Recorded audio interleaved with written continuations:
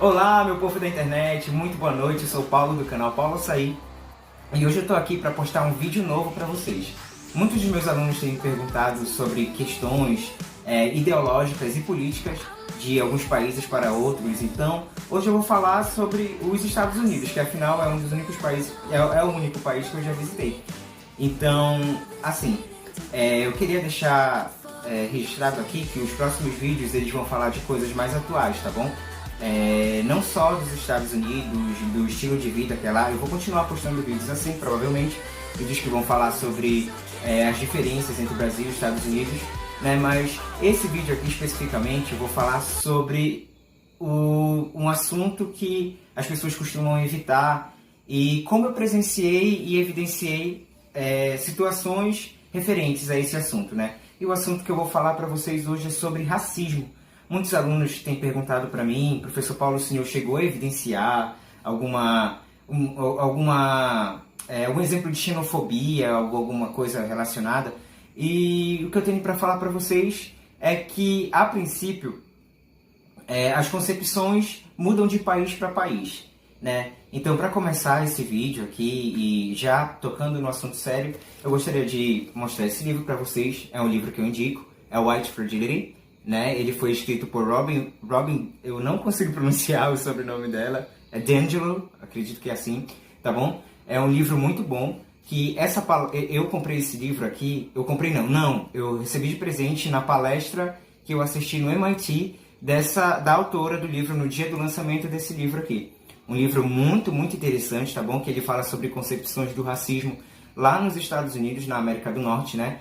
E você que é brasileiro, enfim, que evidenciou situações parecidas aqui, etc., você pode estar adquirindo esse livro aqui. Não sei que site, não sei se vende aqui no Brasil, eu ainda não encontrei, para falar a verdade, mas você pode dar uma pesquisada na internet, ver se você se encontra esse livro aqui, que ele é muito importante, tá bom? Ele fala sobre concepções de racismo que nos Estados Unidos são muito diferentes do que as concepções que nós temos aqui no Brasil.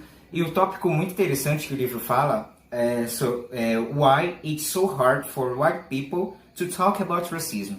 Então, por que é tão difícil para os brancos falarem sobre racismo, né? Então, esse livro aqui, ele aborda umas concepções bem interessantes sobre o racismo nos Estados Unidos, volto a falar, né? Mas na perspectiva dessa autora, né? E ela mostra vários dados, né? E etc. Então, o que eu quero falar hoje à noite? Nos Estados Unidos, essa última vez que eu estive lá, em Boston, né, em Nova York eu não presenciei nada relacionado a racismo ou a xenofobia.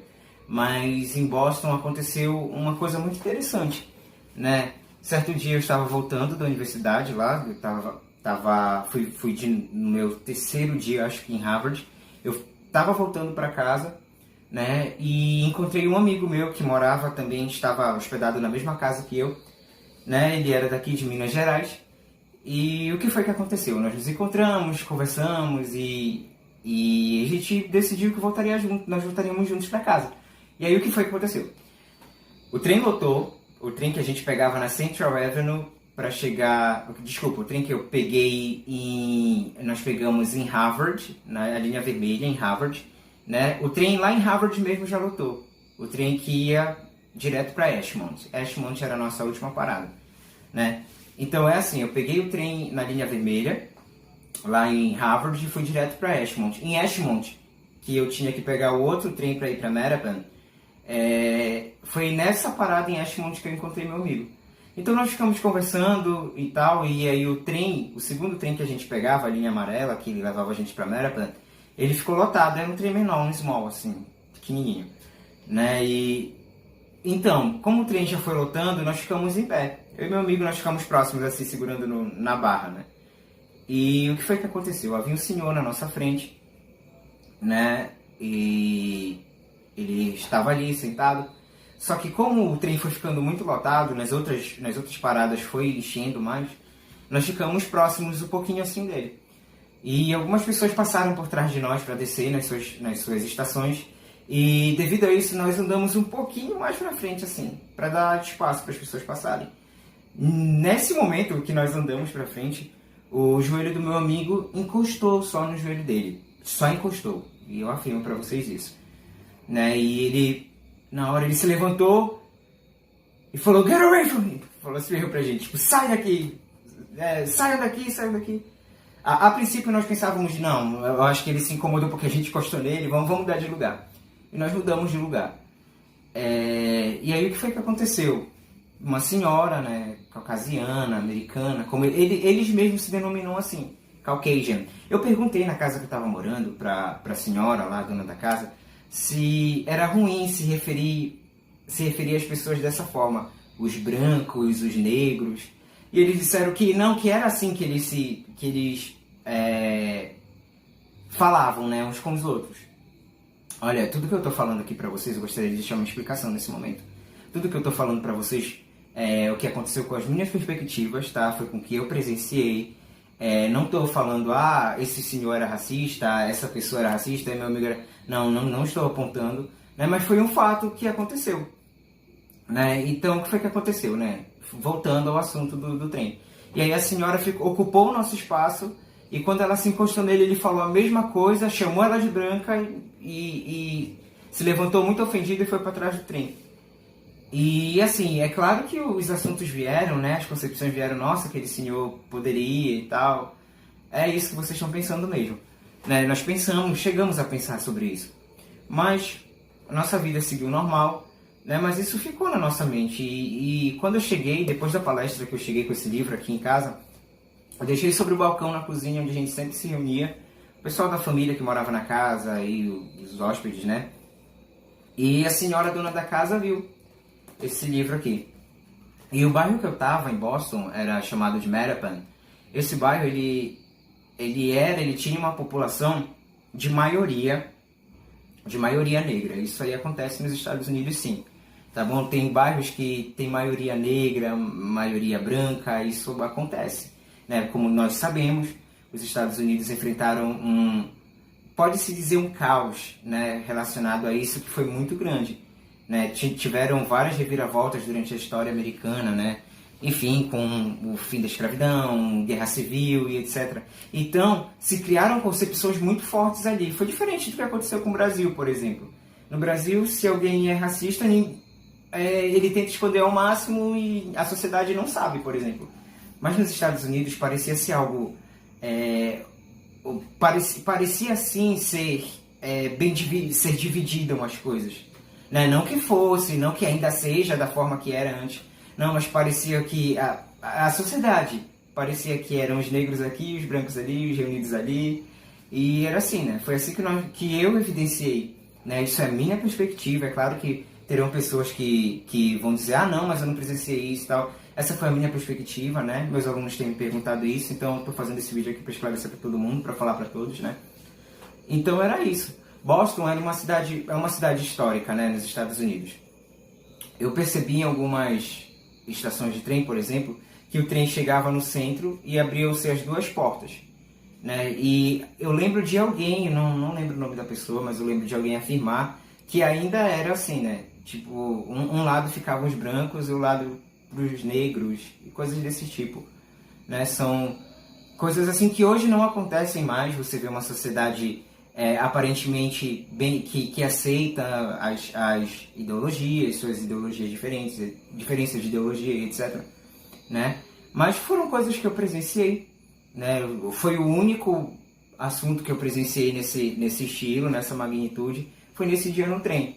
Mas nós não colaboramos para que se estendesse, né? Mas ficou aquela dúvida na gente, né? Se era ou se não era racismo.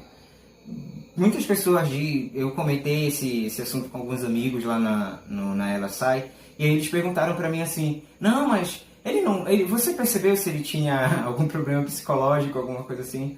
Né? No momento, como nós estávamos conversando, meu amigo, nós nos atentamos para essas coisas. Mas ele pediu realmente, foi um modo grosseiro de se afastar. Né? Aí você me pergunta assim, mas e a tonalidade de pele dele? Eu posso dizer que a tonalidade de pele dele era negra, ele era negro. Né? E quanto a mim, um fato engraçado, que uma vez a senhora perguntou para mim assim, esse rapaz que está aqui hospedado na casa, ela perguntando para mim, esse outro rapaz que é brasileiro, ele não é ele não é da sua região, provavelmente, né? Aí eu perguntei, nossa, por quê? Ela falou assim, porque ele tem a pele mais clara. Aí eu lembrei, né? Eu entendi o que ela quis dizer. E eu falei pra ela, não, eu sou do norte, então eu tenho essa... No norte do Brasil nós temos ali a presença da Amazônia e tal. Nós temos essa aparência meio caboclo, né? Indígena e etc. Essa mistura toda. Né? E eu vou fazer um vídeo sobre isso aqui também, para falar sobre essa miscigenação toda aqui no Pará. Né? Então foi isso. E foi a única coisa, o único fato foi esse do trem. Mas assim, gente, eu queria dizer para vocês que a concepção de racismo ela varia de acordo com os países, né? E nos Estados Unidos é diferente. Né? No Brasil nós vivemos um estilo diferente e lá foi outro. Então, assim, esses conceitos, se você for viajar, for sair do país e você ficar nessa neura de ficar pensando, ai não, lá se eu for pra França eles são muito xenófobos, vão me tratar mal porque eu sou brasileiro. Ah, eu vou pros Estados Unidos, eles são racistas, vão me tratar mal porque eu sou brasileiro, não tenho a cor de pele deles, a cor dos olhos azuis deles. Não, se você for pensar dessa forma, você vai estar generalizando. E isso é uma coisa que nós não podemos fazer. Né? Por exemplo, nem todo brasileiro samba e joga futebol e bebe caipirinha. Não, isso aí é algo que a maioria ou uma parte da sociedade faz, mas não todos. Então a gente não pode generalizar as coisas. Em momento algum nos Estados Unidos, salvo algumas vezes, né, eu fui destratado sim em alguns lugares que eu fui. Né, no Metropolitan aconteceu um fato bem chato, que foi, né, eles estavam dizendo, os alunos tinham que entrar por uma porta, mas aí ninguém informou pra gente, né, que era de fora do país. Aí a gente pegou uma outra porta e uma senhora foi bem ríspida com a gente. Mas nós soubemos como lidar com a situação, né? Então é assim, mas são coisas que a gente não tem como evitar e não tem como prever. Então, se você for, seja qualquer país que você vá, né? Tenha a mente aberta, mantenha a mente aberta para as situações, para as possíveis situações que você for presenciar, que você presenciou. Tenha sempre a mente bem aberta. Lembre-se que as culturas variam no mundo todo. Então, a cultura brasileira não é uma cultura aplicável nos Estados Unidos, assim como a cultura americana não é muito aplicável ao Pará, ao Brasil e etc. Então, a gente tem que ter essas concepções de que cada país uma maneira de se portar. Na dúvida, seja sempre polite, seja sempre educado, peça por favor, pergunte se pode, se não pode. No caso do...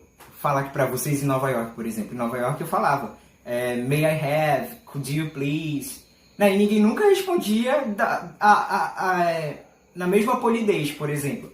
Ninguém nunca dizia assim, oh yes, you may. Ninguém falava assim, eles faziam yes, alguma coisa assim. Mas seja sempre polido, sempre educado. Tá bom, pessoal? Eu agradeço muito a atenção de vocês. Fiquem todos na paz. Que o Senhor vos abençoe. Valeu!